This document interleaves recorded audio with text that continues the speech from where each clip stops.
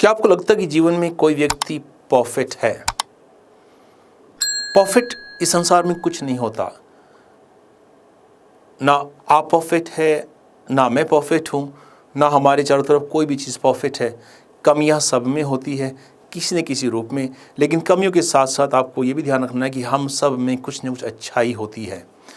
जब ईश्वर हमें इस संसार में भेजता है तो हम सबको, चाहे हमारा धर्म कुछ भी हो, हमारा रंग रूप कुछ भी हो, हमारा देश कुछ भी हो, हमारी जाति कुछ भी हो, ईश्वर हमें कुछ न कुछ ऐसी क्षमता, ऐसी एबिलिटी देकर भेजता है जो हमें यूनिक बनाती है। और इस यूनिक एबिलिटी का प्रयोग करते हुए, इस यूनिक क्षमता का प्रयोग करते हुए आप जीवन में कुछ भी कर सकते हैं। कितना भी कठिन समय का आपको सामना करना पड़े, कितनी भी कठिनाई आपके सामने आए, आप अपनी यूनिक एबिलिटी का प्रयोग करते हुए अच्छे से अच्छा करना है।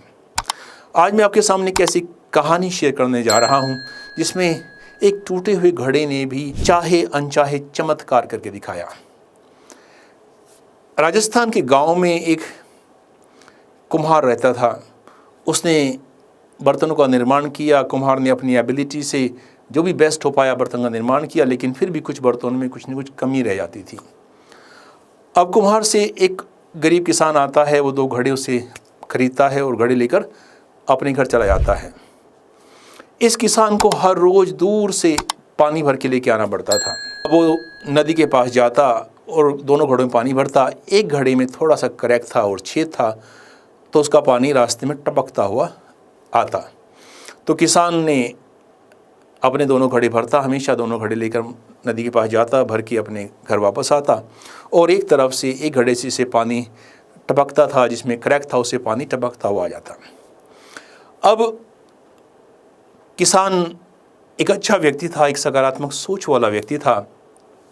उसने लगा कि ठीक है, जो भी है पानी टपक रहा है, चलने दो, इसका हम कुछ न कुछ पॉजिटिव कर लेंगे। उसने उसको पॉजिटिव तरीके से लेकर उसका प्रयोग किया।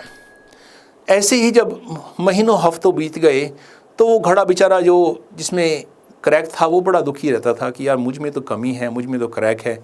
मेरा ये मालिक है जो इतनी दूर से पानी भर के लेके आता है और घर तक आते आते आधा ही पानी रह जाता है।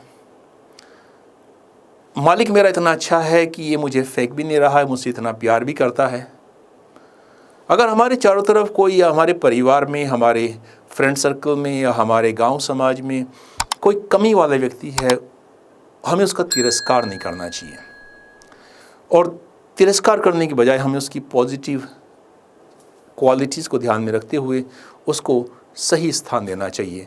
तो ऐसे ही जब ये घड़ा काफ़ी दिन तक किसान के साथ रहा तो एक दिन घड़े ने पूछा कि मैं बहुत दुखी हूँ, क्योंकि मैं आते आते तो आधा पानी गिर जाता है, आप इतनी मेहनत करके आते हो और देखिए जब घर तक मैं आता हूँ तो पानी आधा रह जाता है। इससे आपको अपनी जीवन की जो आवश्यकता है उनको पूरा करने में कठिनाई होती है। तो किसान ने कहा, दुखी मत हो, देख तुम्हारे कारण क्या हुआ। तो जिस रास्ते से किसान आता था हर रोज़ घड़ा का पानी भर के, उस घड़े ने पीछे मुड़ के देखा कि यार वहाँ पर तो बहुत अच्छे फूल खिले हैं, अलग अलग रंगों के फूल खिले हैं। वो किसान एक पॉजिटिव सोच का व्यक्ति था। जहाँ जहाँ वो आता था उसको पता था घड़े में पानी गिरेगा, तो उसने वहाँ पर फूलों के बीज बो दिए। और जब हर रोज़ वो घड़ा लेके चलता तो थोड़ा थोड़ा पानी उन फूलों में हर रोज़ गिरता जाता और फूल का एक लाइन और फूल की एक कतार बन गई। फूल की कतार बनी तो वहाँ पर बहुत सारे जीव जंतु रहने लगे, चिड़ियाँ आने लगी और हंसी खुशी का माहौल बन गया। तो उसने कहा कि बेवकूफ़ घड़े, तू कमज़ोर नहीं है, तेरे में कमी नहीं है, ये तुम्हारे कारण ही है। जो इतने अच्छे फूल खिले हैं, जो इतने अच्छे यहाँ पर पेड़ पौधे उगाए हैं, इतनी अच्छी चिड़ियाँ और जीव जंतु यहाँ पर आ गए हैं, तो उस टूटे हुए घड़े के कारण, उस क्रैक घड़े के कारण भी उस डेजर्ट में हरियाली आ गई। ऐसे ही आप और हम हैं। कमियां होती है, बच्चों में कमियां होती है, हमें उनकी कमियों को हाईलाइट ना करके उन कमियों को सही दिशा में मोल्ड करना है। हमें उनकी पॉजिटिविटीज़ को पहचानना है और कमियों पर ध्यान न देते हुए उनकी पॉजिटिव एनर्जी को सही दिशा में चैनलाइज करना है, ताकि irrespective of the faults what they have, their impact on this world is all glorifying, all positive. और इस किसान की तरह हमें भी अपनों से प्यार करना है। कमियां हो लेकिन उनको हमें तिरस्कार नहीं करना है। सो जैसा ये किसान था ऐसा ही हमें आपको बनने का भी प्रयास करना चाहिए और अपने चारों तरफ अच्छाइयों को फैलाना चाहिए।